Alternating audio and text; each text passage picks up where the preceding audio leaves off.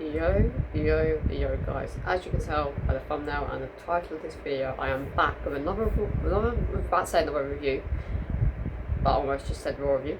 Back with another review, and this time it is a raw review. Messed up my intro there, but oh well. This is the Raw before Saturday Night's main event and Evolution.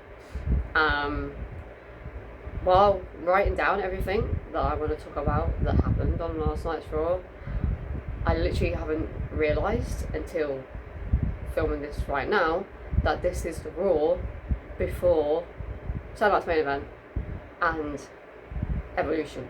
Like, I've literally only just clocked that this was the final Raw before those two PLEs. So we need some good storylines going into both Saturday Night's main event and Evolution. Did WWE deliver on the matches that have been made official for Saturday Night's main event and Evolution? Some, but not all. Which we will get onto when we talk about stuff that I want to talk about when it comes to last night's Raw. A lot of you probably ain't going to agree with me on this one, but I don't know why the 4 looks like that, hang on. But I did give last night's Raw a 4 out of 5 because personally, as much as last night's Raw wasn't like amazing, I felt that it was better than last week's Raw. And last week's Raw I gave it a 3, and I can't give a Raw the same rating if I felt that it was better, so I had to give it a 4 out of 5. So that is why this week's Raw has got a 4, but a very low 4. I wouldn't say it was a high 4 or a middle 4 or whatever. I'd say it was quite a low 4 out of 5 Raw last night. But I have, as you saw by the thumbnail, I have that much written down that I want to talk about for this week's Raw. But then last week's Raw, I only wrote down that literally that little bit, that's it. So I had to rate it higher this week. So let's kick straight on with what happened on last night's Raw. We kicked off with Seth and his crew. I don't know what they're called, so I just call them Seth and his crew. Because I write down on my notes like the whole of Raw as well on my phone, because I like to go back and look what the previous Raws were, because I just find it fun just to look back at my notes what Raw and SmackDown was like a month or 2 ago. So yeah, when I wrote it down in my notes, I literally just put Seth and his crew segment. But yeah, Seth Rollins was asking for the mic from Paul Heyman, but Braun Breaker stepped in front of both Seth and Paul and snatched the mic out of Paul Heyman's hand and started cutting a promo. I'm not going to lie to you, it wasn't the greatest of promos because Braun hasn't really had any chance to shine on the mic since debuting on the main roster. He's just been a wrestler. He hasn't been a character worker and wrestler. He's just been a wrestler. Obviously he has the barking and he has said a few words, but he hasn't done like a proper promo like this. I don't think he has done, I think he might have done 1 or 2.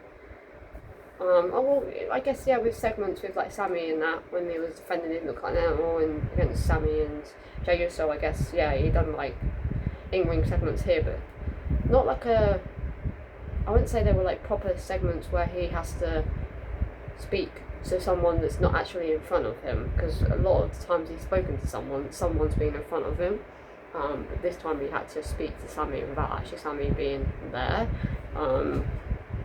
But he done alright. He did have a voice crack like halfway through his promo, which I found absolutely hilarious because it literally took him off guard for a little bit. But yeah, no, that was funny. He pretty much done He pretty much done a promo that he doesn't like Sami Zayn, thinks that he's ugly, doesn't like his beard, thinks that he should have an expiry date, and Braun's going to put an end to that expiry date. And that's pretty much what Braun said in his segment. Bronson Reed done a segment as well saying that Seth added him to the group because Seth saw what talent he was, and the fact that Bronson beated the respect into Seth Rollins. That's why him and Seth are now part of this group together, which we finally got confirmation on why Bronson Reed was brought into the group. Took him a few weeks to do that, but at least we now have some sort of like confirmation. Kind of wish that Seth said a little bit more to why Bronson was in the group, because that would have helped add on to why Bronson's a part of it, but just Bronson spoke about why he is. And then we got a segment, a promo story by Paul Heyman, who obviously started speaking Spanish to Penta because that's who Seth Rollins is facing in the main event. And that was pretty much it. Seth didn't really say much, literally didn't even say anything. I think he said like one sentence, and that was it. But it was actually a really nice opening to Raw, because we, for one, Braun Baker done a promo, which I found it quite decent. Didn't think it was great, but it was decent. Bronson Reed kind of explained why he's a part of the group. Paul Heyman, amazing on the mic every single time he speaks, and also spoke Spanish to Penta, which I found that very cool. And then Seth didn't say much, but I like that Seth didn't say much, because all the others part of Seth's group got to have a little say in their opponents and stuff. I'm not Paul, you know. So I quite enjoyed that Seth didn't really say much, and that was that.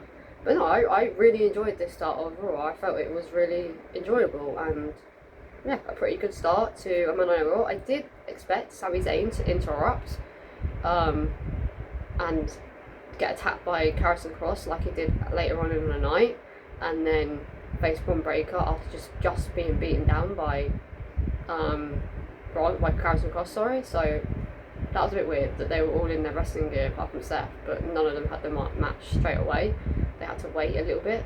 I thought that was a bit weird, but other than that, the segment was a really, really enjoyable segment. And then we got a backstage segment with the Judgment Day, because obviously they have all the gold. They have the Women's Tag Team Championships, they have the Raw Tag Team Championships, they have the Intercontinental Championships, so they are dripped out in gold.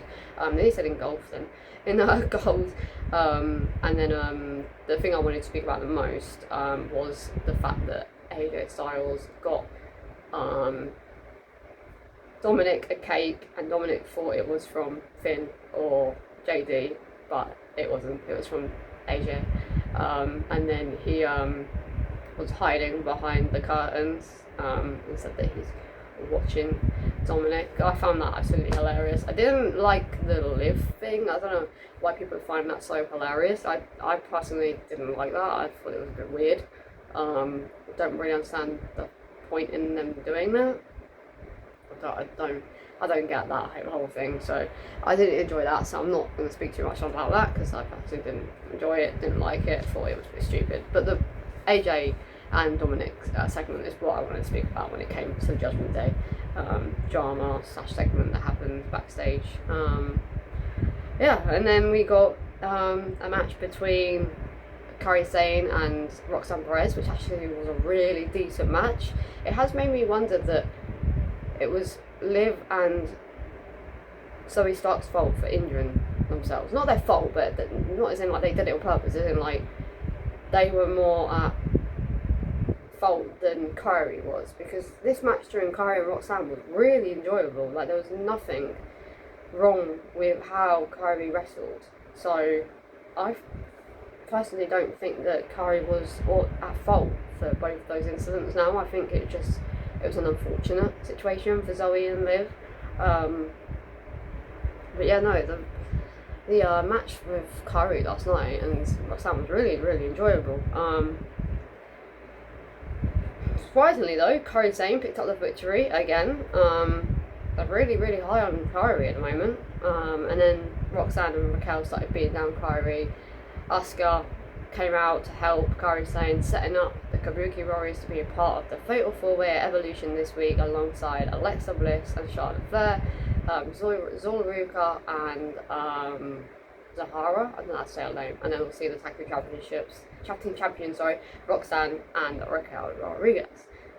I did predict, I don't remember which video it was, I don't remember which video it was. It might have been a Raw review, a SmackDown review, and Night Champions review. I don't know, it was something anyway, because everybody was saying, oh, it's going to be Alexa and Charlotte, Zahara and Zolruka, and it's going to be Natalia and Maxine Dupree. And I said, no, I said in my video, it's going to be the Kabuki Warriors. Like, it will be the Kabuki Warriors, Alexa and Charlotte, Zolruka and Zahara, and that's exactly what we're getting. So everybody was saying it was going to be Maxine Dupree and Natalia, and I knew for a fact it wasn't going to be them. I knew it was going to be the Kabuki Warriors. So I got that one right.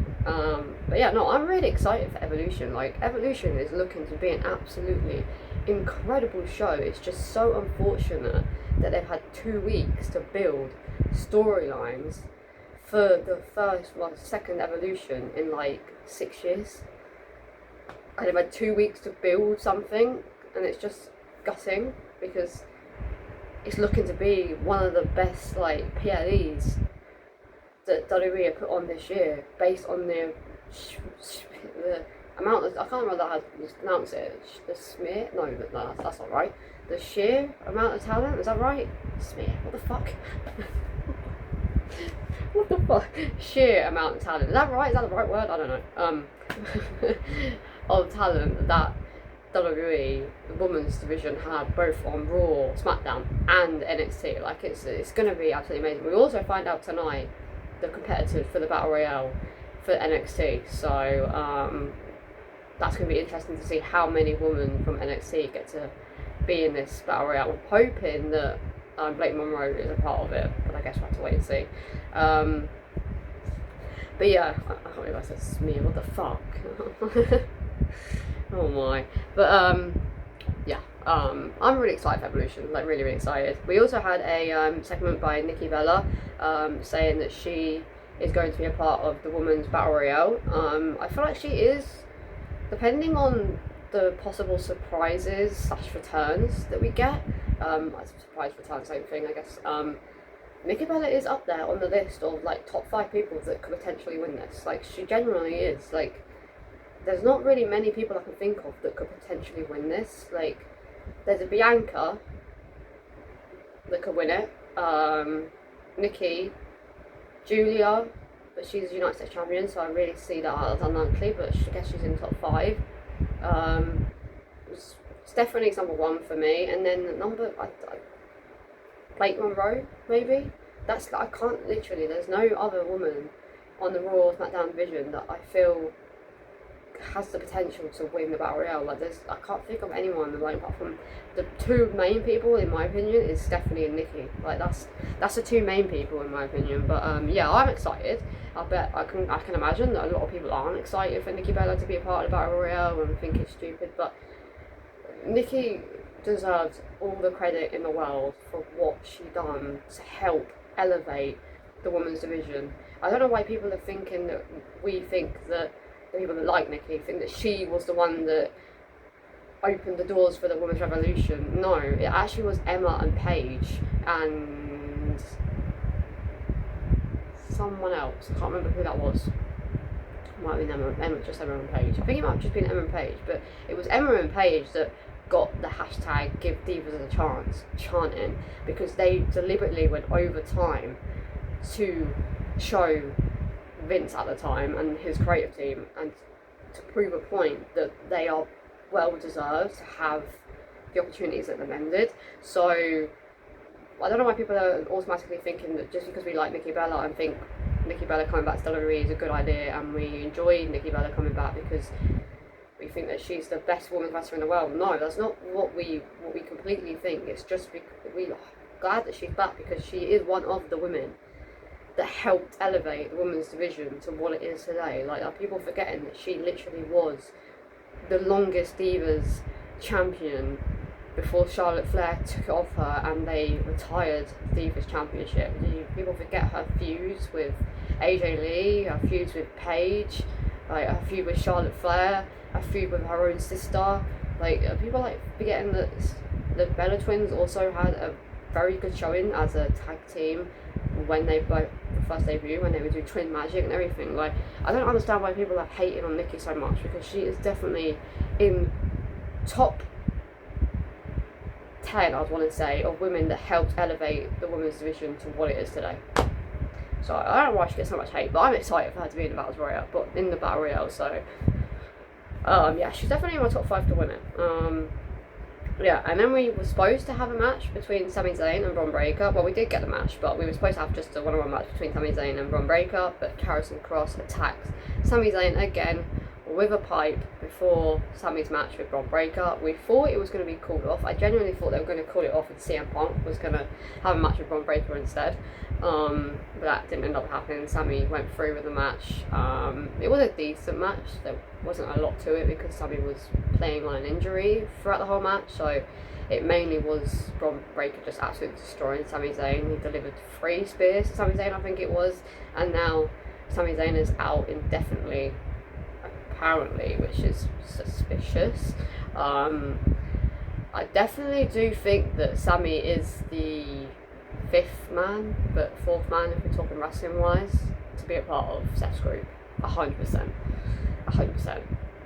And I think this is a way for them to bring Sami back in a few weeks' time as a heel, because he's going to attack like Jey Uso or CM Punk or Penta or someone, or LA Knight.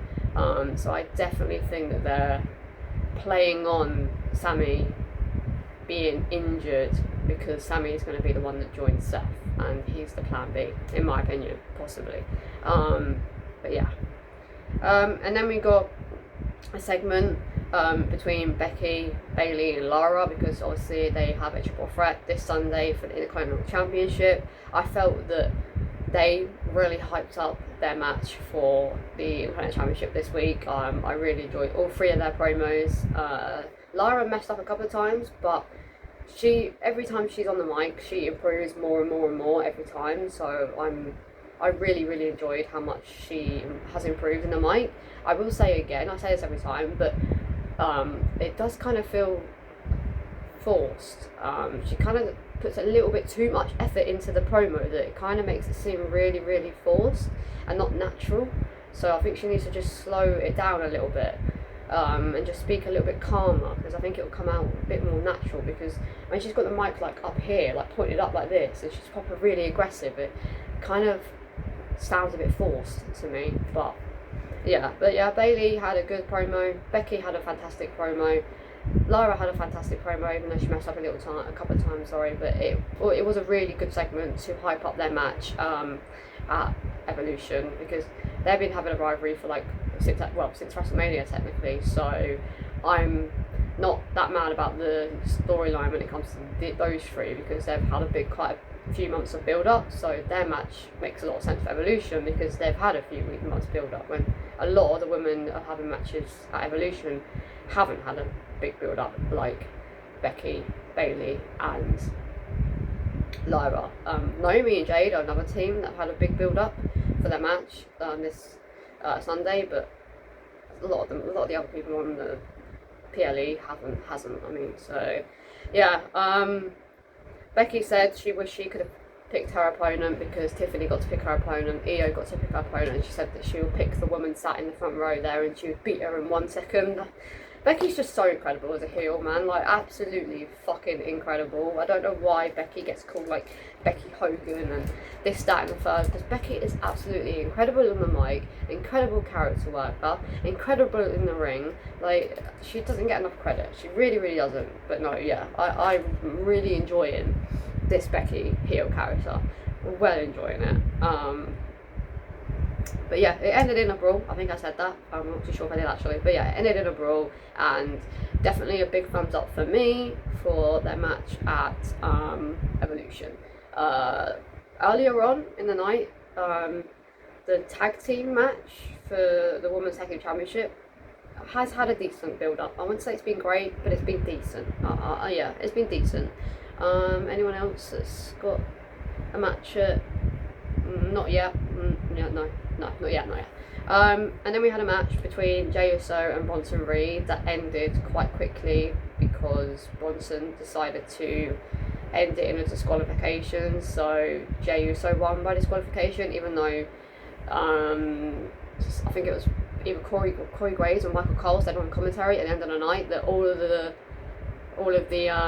team got a win. They didn't. Jey Uso won against Bronson Reed because it ended in disqualification, so that's a lie. But yeah, no, that was definitely the worst match of the night. I actually thought that because of what happened between Sami before the match between Braun, I actually genuinely thought that Jey Uso and Bronson were going to have not match of the year or match of the night or whatnot, but probably like the best match out of all the matches that were going to happen. We'll get onto why I didn't think that the main event would be the best when we get onto it. But yeah, I thought that Jey and Bronson were going to have sort of the best match of the night. But they ended up having the worst match of the night because it ended in a disqualification and we got one Snme to Jey and that was it. So a bit weird, but yeah. Oh well. Also, before we kick on with what I was about to say about the next segment that happened, I want to talk about. We've literally got no more matches added for Saturday Night's main event. Like, we've got 3 matches still.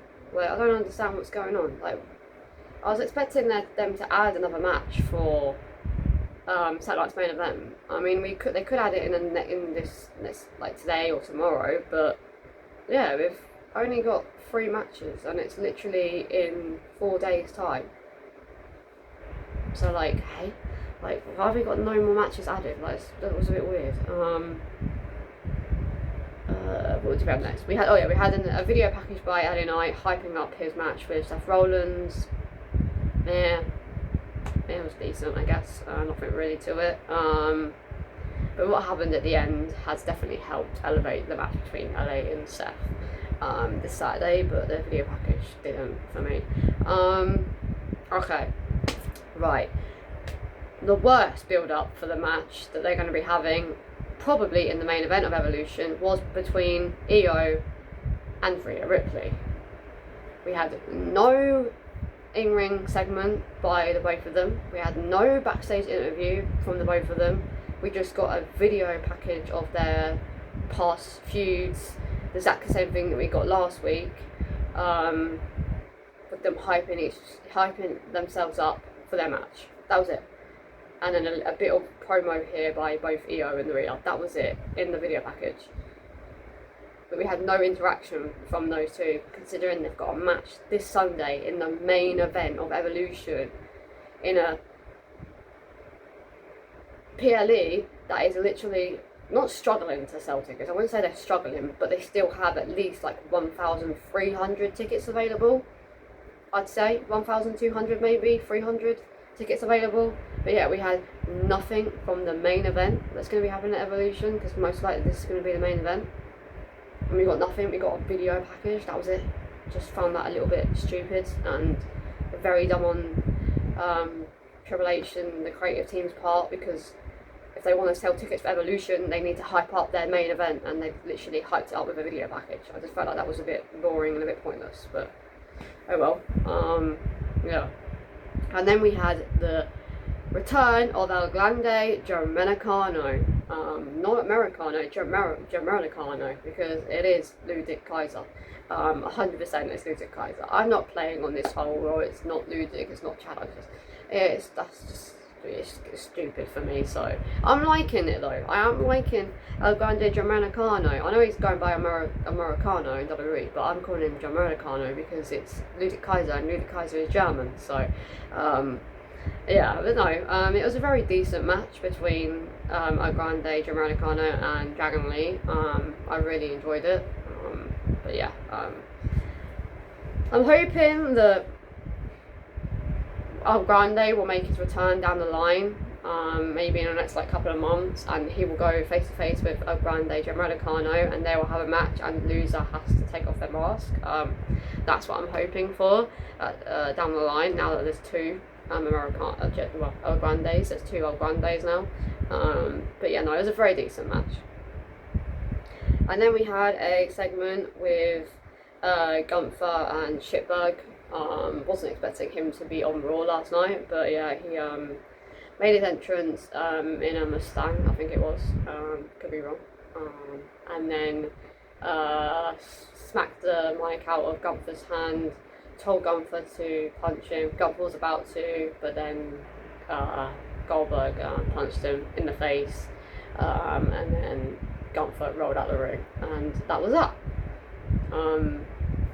Not really done much for their match, but I guess it's hyped it up a little bit for people, but not for me. I've got no interest in that match whatsoever. But yeah, not excited. I'm not excited for Saturday Night Main Event, I can't lie. Like, there's no excitement for Saturday Night Main Event. Evolution, yes, but and AEW's All In, yes, I'm so fucking excited for the AEW's PLE or pay-per-view. But Saturday Night Main Event, nah, I'm like, there's no excitement whatsoever. But yeah, I guess it hyped it up a bit for people that are interested in that match. And then we had the main event of the evening between Penta and Seth Rollins. And the reason why I thought that Jay and Bronson was going to have the best match of the night was because I thought that during the Penta and Seth match that Bron Breakker and Bronson would get involved and it would end in a disqualification. But we ended up having a very, very good match between Penta and Seth Rollins in the main event of Raw last night. Like, a really incredible match. Like, very much enjoyed it. Like, personally was a dream match of mine for Penta to go one-on-one with Seth Rollins, because Penta's my new favourite now, and Seth has been my favourite for a very long time. So I was so fucking excited when they announced on Raw yesterday that we were going to get Penta versus Seth Rollins in the main event. Like, that is literally a dream match for me. So, and it lived up to it because it was absolutely fucking amazing. Seth did get a cut on the eyebrow. It wasn't a bad cut, but I found it hilarious that he wiped the blood off his eye using the mask of Penta. Found that absolutely fucking hilarious. I can imagine Penta going backstage, taking his mask off and like, looking at the back of his mask being like, I'd be like, am I bleeding? Because I don't even think he's going to be able to feel that Seth was rubbing his eyebrow with his blood. So I don't think Penta even noticed that even happened. I mean, he might have done, but I don't think he did. Because obviously it wasn't part of the creative for Seth to bleed during that match, so that was just an improv thing that Seth done by wiping his eye. I found that absolutely hilarious. But yeah, I thought it was going to end in disqualification, but it didn't. We got a decent, I say about 18-minute match between Seth and Penta. It felt like 18 minutes anyway. It felt like a really long match. Yeah, absolutely incredible. But Seth did pick up the victory, and then Paul Heyman went on his phone and called for Bron Breakker and Bronson Reed to come down to the ring and beat down Penta. But before Bron and Bronson Reed could beat down Penta, LA Knight from behind attacked Seth Rollins, delivered blunt force trauma to Seth to hype up their match for Saturday Night's main event. So the video package, LA Knight attacking Seth from behind, has helped elevate their match a little bit, because they have had an ongoing feud for like quite a few weeks now. So they've had a decent build up, but yeah, it was decent. It was a decent way to end the storyline going into Saturday Night's main event for their match at Saturday Night's main event between LA and Seth. So that had a decent build up. Gunther and Goldberg have had a decent build up, I guess. Not great. No, actually, they've had a meh build up, because Goldberg's not really been on the show. He's been on the show twice since they started this feud. So yeah, they've had a meh build up. Seth and LA have had a good build up. The women's tag team division has had a alright build up. The Battle Royale has had a alright build up. And what else is happening? The Becky, Lyra and Bailey has had an amazing build up, because it's been going on since WrestleMania. And that's it for the Raw build up for Evolution, I think. Yeah, that's it for the Raw build up for things for both Saturday Night's main event and Evolution. But yeah, we've not got any more matches added, unless I'm going to predict now that Jey Uso and Penta go up against Bron Breakker and Bronson Reed in a tag team match at Saturday Night's main event, and then the match that gets added for the SmackDown and the fifth match of Saturday Night's main event will be Damian Priest versus Aleister Black. That's the two matches that I think are going to happen at Tech Night's main event. Yeah, I'm going to predict that right now. That's the 2 matches.